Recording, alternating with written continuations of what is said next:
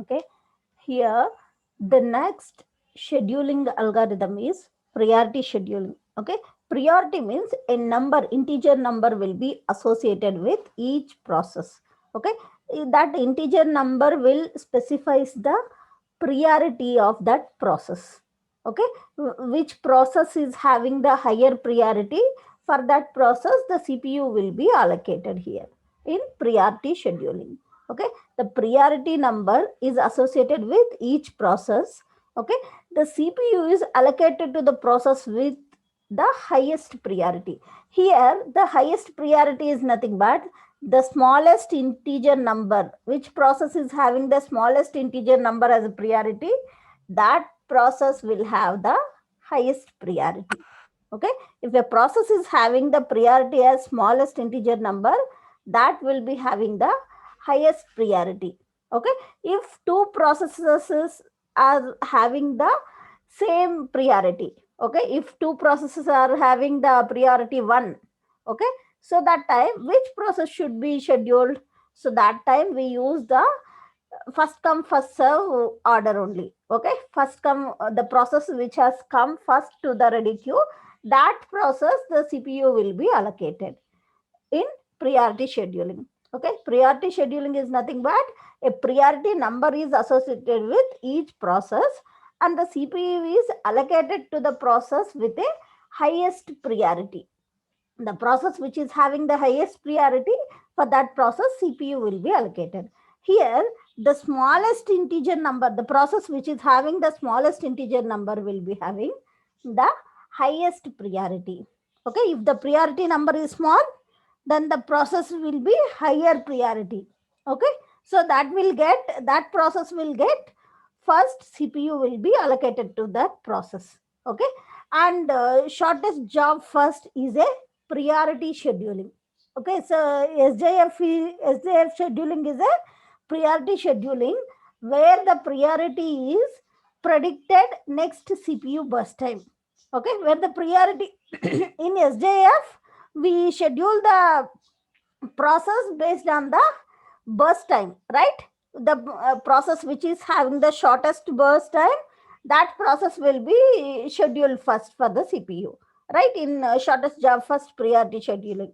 So SJF is a priority scheduling where the priority is predicted next by next CPU burst time. Okay, the larger the CPU burst, the lower the priority in shortest job first priority scheduling, right? In shortest job first scheduling, we have discussed the CPU which is having the largest burst time, that will be having the lower priority.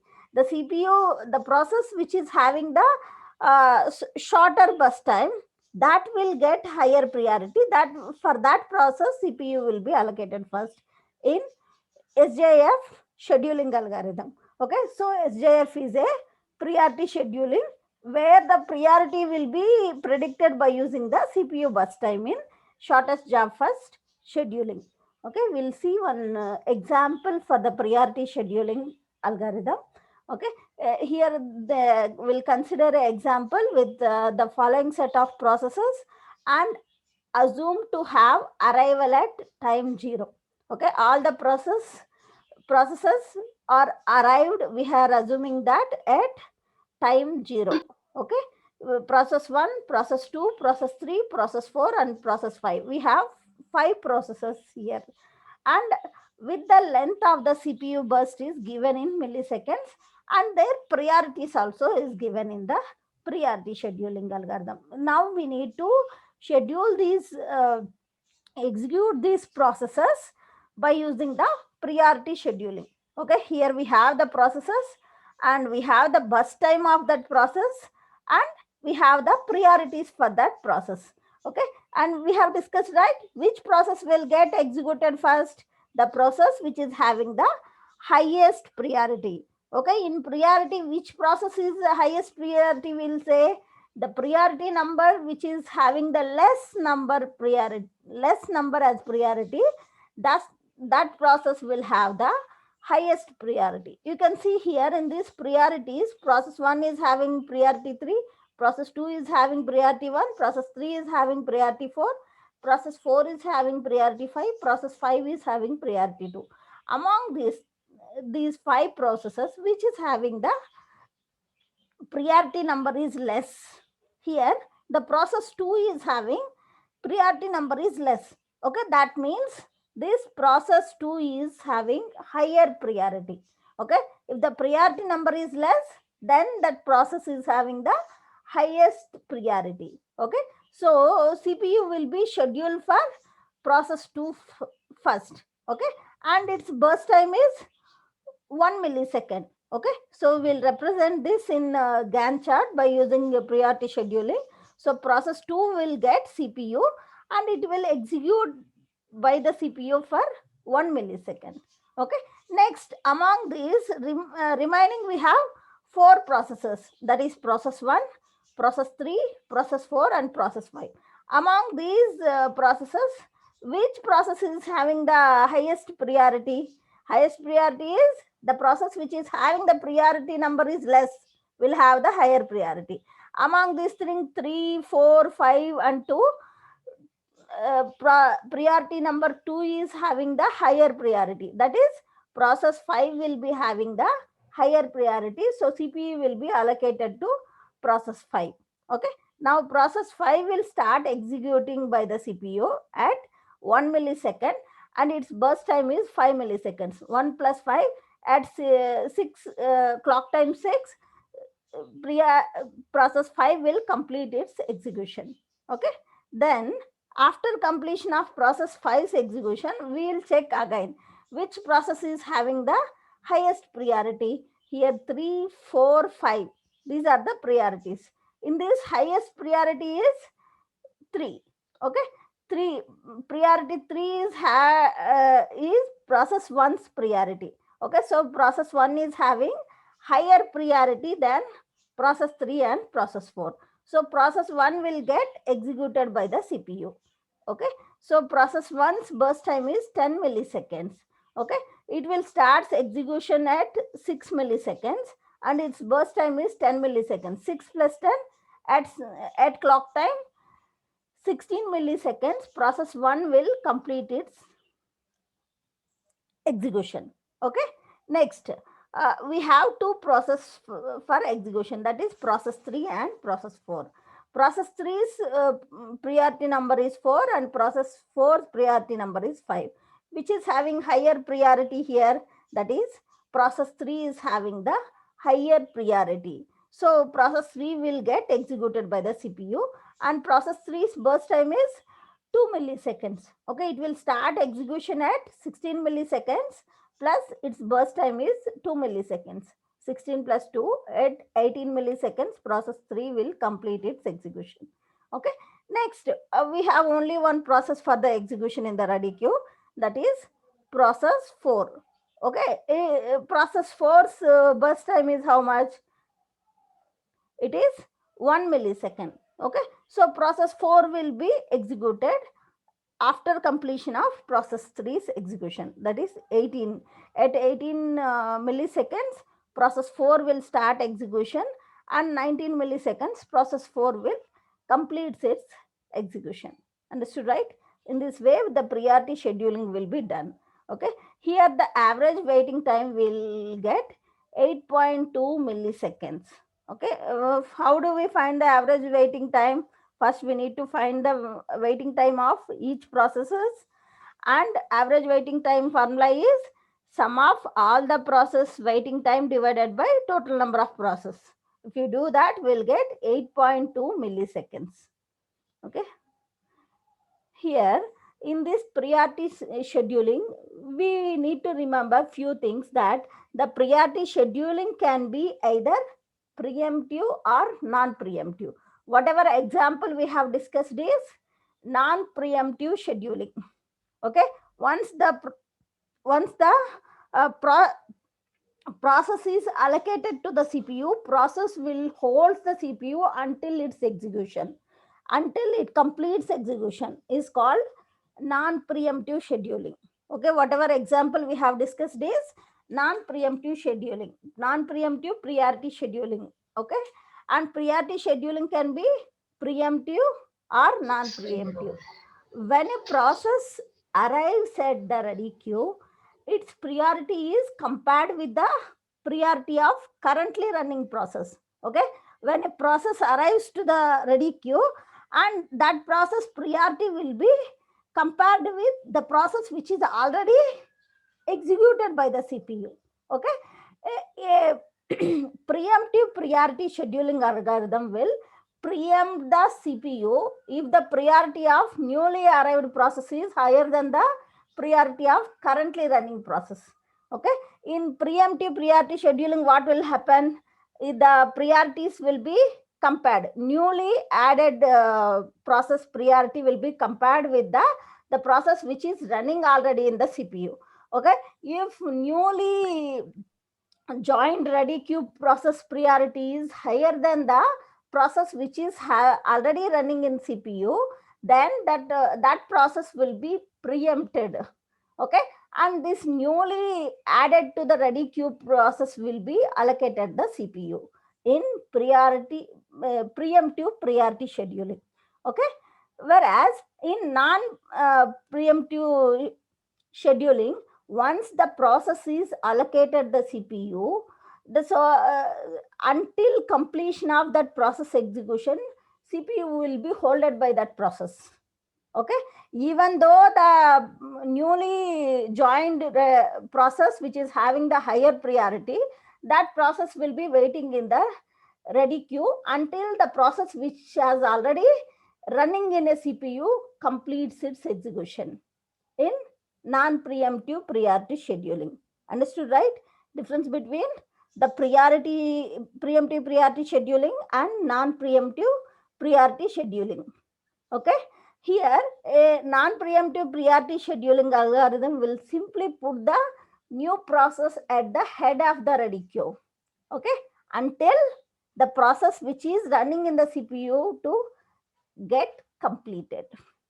Okay, that is the difference between preemptive or non-preemptive. Priority scheduling can be either preemptive scheduling or non-preemptive scheduling. Okay, here the difficulty with this priority scheduling is, the major problem with this priority scheduling algorithm is indefinite blocking, which is also called as starvation. Okay, starvation is the problem for if you use the priority scheduling, this indefinite blocking or starvation problem will occur. Okay, that what is starvation problem? Starvation problem is a process that is ready to run but waiting for CPU can be considered blocked. Okay, a process that is ready to run but waiting for CPU can be considered to be blocked. Okay, a priority scheduling algorithm can leave some low priority processes waiting indefinitely. Okay, if the low priority process arrived to the ready queue for execution, okay, what the priority scheduling algorithm will do? Low priority scheduling, low priority process will be executed at the end.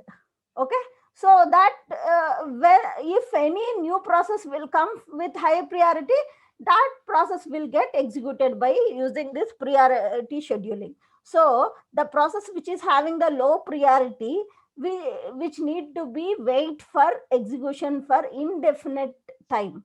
Okay, so which will be, that is called indefinite blocking or starvation. The process which need to be wait for long time. Okay, in a heavy loaded computer systems, a, a studies team of higher priority process can prevent a lower priority process from ever getting CPU. Okay, high priority processes will prevent the low priority process from getting CPU for execution. Okay, that problem is called starvation, or we can also say it as indefinite blocking. Okay, high priority processes will blocks the low priority process for execution. Okay, that problem arises because of priority scheduling. How to avoid this problem? Here, for a solution for this problem of indefinite blockage of low priority process is called as aging. Okay, we use aging techniques to overcome this indefinite blocking. Okay, here aging is a technique for gradually increase the priority of the process that waits in the system for long time. Okay, if the process is waiting, it's if the process priority is very low, okay, that time the process will wait for some certain milliseconds of time. After that certain milliseconds of time, that process priority will be gradually increased by every millisecond. Its priority may increase by 1 millisecond, so that after some time the process will be having higher priority. That time CPU will automatically executes that process. Okay, so to overcome the indefinite blocking, we use the technique called aging technique. Understood that? This is the priority scheduling.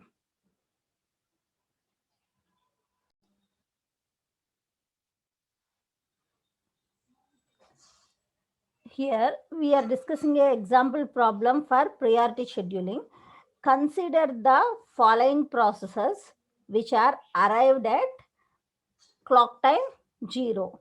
Draw the Gantt chart and find the waiting time and turnaround time using priority scheduling. Okay, here in the problem, they have given the process and its burst time and its priority. They have asked us to find the waiting time and turnaround time by using priority scheduling algorithm. Okay, here the priority which is having the low value will be having the highest priority. Okay, if the priority value is less, then that process will be having the higher priority. Okay, here we have the processes is P1, process P2, process P3 and process P4. Okay, its burst times are given as 3, 6, 4, 2. These are the burst times. Okay, and priorities are given here is 2, 4, 1, 3. Okay, and now we'll plot a Gantt chart for this by using priority scheduling. What the priority scheduling will say, the priority value which is having the less will be having the highest priority. Here which process is having the less priority number? That is process 3. Process 3's priority number is 1. Okay, that means the process is having the highest priority. That process will get the first CPU for execution. Okay, so process 3 will start its execution at clock time 0 and its burst time is 4 milliseconds. Okay, so process 3 will executed by the CPU for 4 milliseconds. Okay, next process which is having the higher priority is process 1. Okay, process 1's priority number is 2, which is having higher priority than process 2 and process 4. Okay, so process 1 will get CPU for execution. Okay, process 1 will be executed by the CPU at simulation clock time 4. Okay, at clock time 4, and its process 1's burst time is 3 milliseconds. Okay, 4 plus 3, it is 7 milliseconds. Okay, at 7 milliseconds process 1 will complete its execution by the CPU. Okay, now again CPU will be checking for which process will be having the higher priority. Okay, we have now two process for execution, that is process 2 and process 4. Its priority values are 4 and 3. Okay, which is having the lower value priority will be having the highest priority. Okay, lower priority value among the 4 and 3 is, it is 3 is the lower value. So the process 4 will be having higher priority than process 2. So process 4 will get CPU will be allocated for the process 4 for execution. Okay, and process 4's burst time is 2 milliseconds. At clock time 7, CPU will start executing the process 4 and it will execute it for 2 more milliseconds, because process 4's burst time is 2 milliseconds. 7 plus 2, it is at 9 milliseconds, process 4 will complete its execution. Okay, next we have in the ready queue only one process, that is process 2. Okay, and its burst time is 6 milliseconds. Okay, CPU will start executing the process 2 at clock time 9 milliseconds, and process 2's burst time is 6 milliseconds. So 9 plus 6 at clock time 15 milliseconds, process 2 will complete its execution by the CPU. Like this, we need to plot the Gantt chart by using priority scheduling. Now we know how to find the waiting time. Waiting time is nothing but allotted time minus its arrival time. Okay, here we have assumed that in the question they have given all the processes that they have arrived at clock time 0. Okay, so all arrival times are 0. So the waiting time will be only the allotted time. Okay, CPU allotted time. So the process 1, when the CPU is allotted, it is 4 minutes. Okay, 4 milliseconds minus its arrival time. Arrival time is 0. 4 minus 0 is 4. So process 1 waiting time is 4 milliseconds. Next, process 2. When the CPU allotted for the process 2, it is at 9 milliseconds minus process 2's arrival time. Process 2 arrival time is 0. 9 minus 0 is equal to 9. So process 2's waiting time is 9 milliseconds. Okay. Next, process 3. Process 3 CPU allotted time is at 0 milliseconds. Okay. Minus process 3's arrival time. Arrival time of process 3 is 0. 0 minus 0. So the waiting time for the process 3 is 0. Okay. Next, process 4. Process 4's allotted time is 7 milliseconds. At 7 milliseconds, process 4 got CPU. Okay. Minus its process 4's arrival time. Process 4's arrival time is how much it is? 0. So 7 minus 0 is 7. 7 is the waiting time for process 4.